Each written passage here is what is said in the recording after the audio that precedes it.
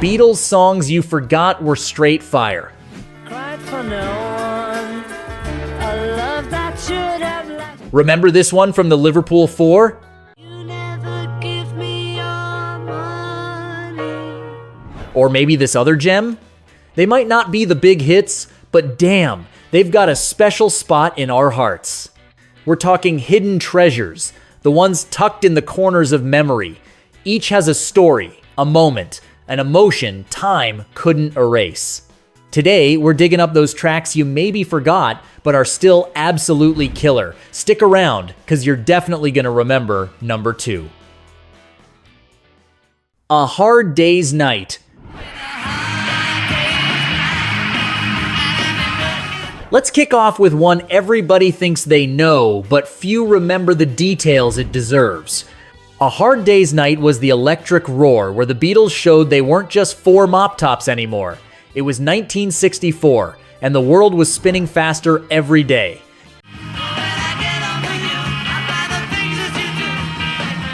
The title came from a random Ringo line after a brutal filming day. He blurted it out, and Lennon jotted it down on the spot.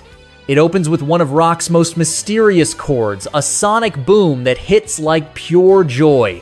Nobody knew exactly what instrument did what. Decades later, experts still argue how they nailed that sound. It was the dawn of an era. Beatlemania going global, and those simple, straight-up lyrics were part of the blast, talking earned rest after grinding and the comfort of love waiting at home. Before we keep rolling, we want to know you better. Where you watching from? Drop it in the comments. Let's go. And Your Bird Can Sing.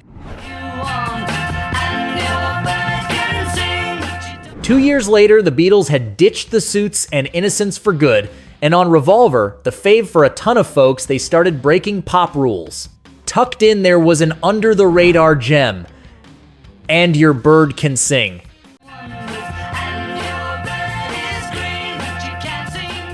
From the jump, that double guitar riff sounds like two buddies chatting without words. John Lennon, fed up with the media circus and fame, wrote cryptic lyrics about someone who has it all: cash, spotlight, a bird that sings but misses the real stuff. A lot figured the bird was a chick, but it could be freedom, that itch to fly past the public image.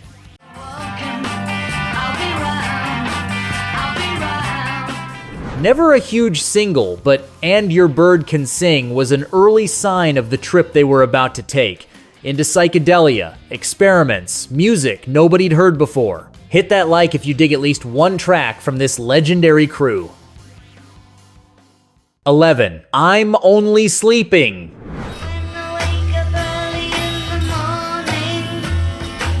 On the same album, there's another almost hypnotic cut that deserves way more love. I'm Only Sleeping. Lennon dives into a light floating dream hell. They even track guitars backward, pure studio wizardry back then. The result feels like a dream in motion, notes drifting backward like time bending.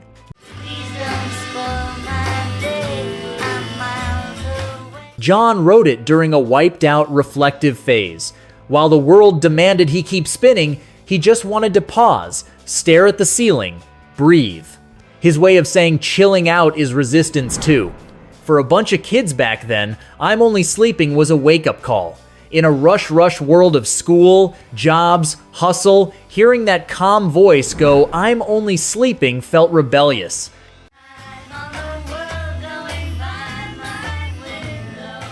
Decades on, when life slows a bit, you get what John meant.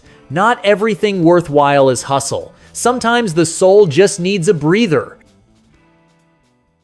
You're going to lose that girl. You're gonna lose that girl. Yes, you're gonna lose that girl. You're gonna... A year before that introspection, the Beatles were still in young love territory.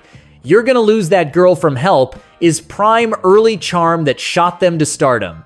It's a friendly warning. Treat her right or you're gonna lose her. That mix of sweet and bro advice was pure era. Lennon sings like he's schooling a buddy, while Paul and George back him with those flawless harmonies only they could pull. If you don't take her out tonight, she's gonna change her. Behind the lightness, a cool twist. They were already messing with complex vocal setups, cribbing from US soul. You can hear Smokey Robinson and Motown vibes.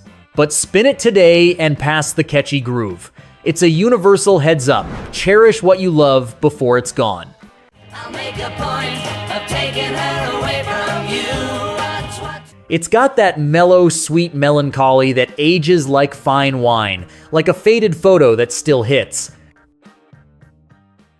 9 things we said today. I will remember things we said today. Now, we hit one of the deepest Beatles tracks a lot forgot. Things We Said Today is also from A Hard Day's Night, but the vibe's totally different from their usual.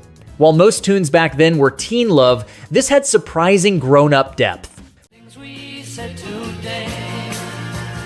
Me, I'm just Paul McCartney penned it on vacay with his then-girlfriend, actress Jane Asher. It's about promises in the now, hoping they hold up later. A song about time passing, memory, words turning into keepsakes, not a lot to say that we will remember. spin it now and it feels like someone who's lived a full life wrote it. Paul called it about distance and hope. Can't help thinking of all the couples who swore forever with this playing. 8. If I Needed Someone. Need someone to love, the one that If I Needed Someone is one of those quiet killers showing off Beatles' talent without the hype. George Harrison wrote it during Rubber Soul days, when folks wondered if they could reinvent again. Hell yeah, they could. needed someone. George wasn't the chatty interview guy or big smile photo dude, but when he wrote, depth poured out. That doesn't always get props. He pulled from the Byrds' sound, those crystal guitars like dawn echoes. Love song, but no teen drama. More a chill, mature reflection. If I ever needed someone, it'd be you.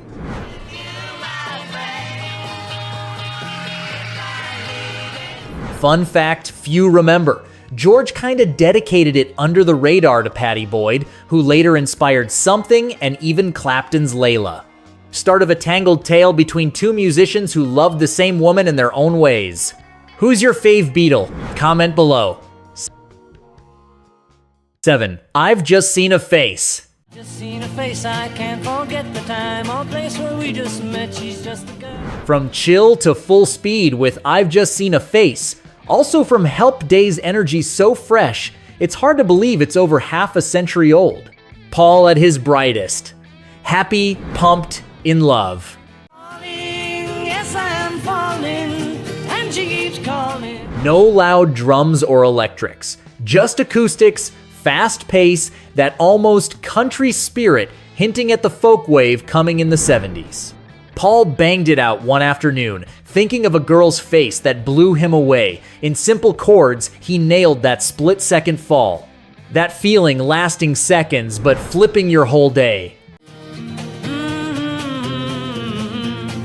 Had it been enough. A lot of fans skipped it, overshadowed by the monsters. But listen close and it's the perfect snapshot of youth. That time you could fall from one glance, world moving to an acoustic strum. 6. Rain.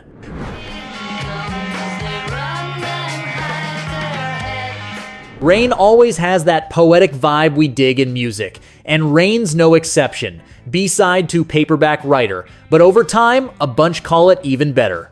John was obsessed with new studio tricks and used them all here. First time they tracked parts backward.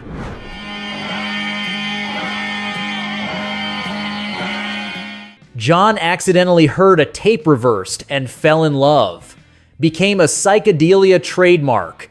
Voices, guitars, Ringo's killer drums give a storm fading to calm feel.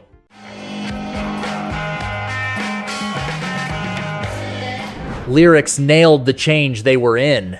World chaos, Beatles learning to see rain as beautiful. Sign they weren't just pleasing anymore, they were making art.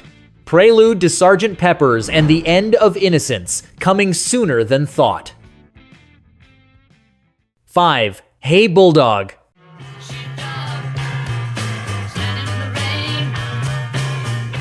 Now, Hey Bulldog, one of the most underrated fun gems in their whole run, cut during Yellow Submarine sessions, born pretty much by accident. They were shooting a promo vid, and mid-take Lennon started jamming a tune. Band jumped in, and the improv turned pure fire. John's piano riff hits hard, almost mean. Paul's bass, as always, killer. But the wild part, they're laughing, joking, cutting each other off. That brotherhood sneaks into the track. You hear it at the end with their playful back and forth giggles.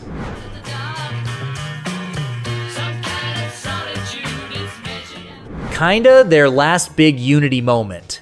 John wrote lyrics like a riddle. Nobody knows the Bulldog. Some say jab at critics or male ego satire. Bottom line, contagious energy, and for a lot, it's just nonsense fun to ride. 4. It's Only Love. Why am I so shy when Another small seeming track hiding sweetness time reveals. It's Only Love is just that. John wrote it for help, and even said he wasn't wild about it, but fans found raw honesty he missed. It's only love, that is all. Why should I? 1965, Beatles growing crazy fast. No more matching suit teen idol guys. And as that happened, they started looking inward. In It's Only Love, John shows his human side. Love with insecurity, doubts, that mix of want and awkward we've all felt. That's what made the Beatles huge. Millions saw themselves in simple words. Yes, it's so hard loving you, loving you. Maybe you caught it on an old radio, not knowing those everyday lines were about you too. Subscribe if you want part 2 of this video. 3. For No One. Cried for no one. A love that should have lasted. A year later, Paul's shocked with one of the saddest, most grown-up tracks ever, For No One. 1966, Beatles different. Quit touring, holed up in studio, music showing maturity that blew minds nicely.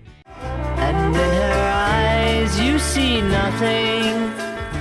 Paul in a rough patch with Jane Asher, and from that storm came this. No drama or blame, just letting go. For No One nails the exact second love fades one, remembering the other moved on. Weird part, Paul was only 24, yet wrote with the calm of someone who's loved and lost a ton. No sign of love behind the tears. Cried for no. That youth wisdom mix made For No One feel real and human. A track a lot of guys that era wouldn't admit hit home, but quietly, more than one spun it on repeat, thinking of the girl who stopped calling. For No One wasn't radio gold, but it was and is an emotional mirror for loves that couldn't be. 2. You Never Give Me Your Money. You never give me your money. From Quiet Hurt to Let Down with You Never Give Me Your Money. From legendary Abbey Road, the last album they cut together.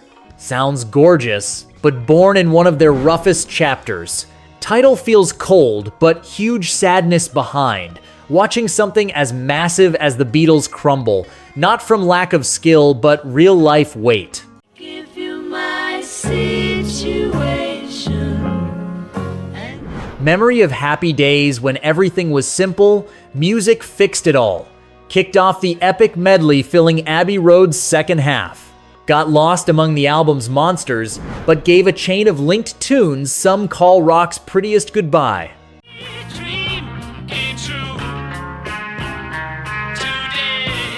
Hearing it now is bittersweet.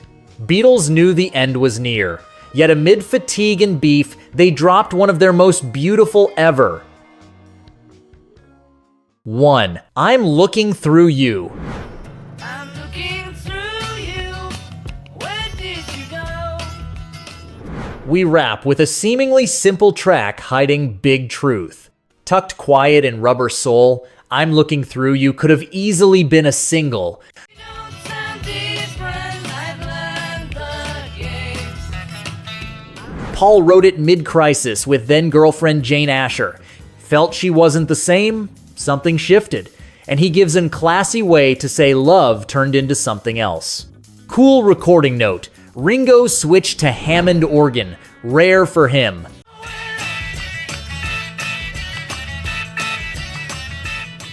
Paul, perfectionist as ever, made him redo takes till the emotion was spot on. Timeless, because we've all felt the person across from us ain't the same anymore. Hurts no matter the years. And that's a wrap on this ride. We'll drop another old school playlist right here if you want to keep the nostalgia flowing. Catch you next time.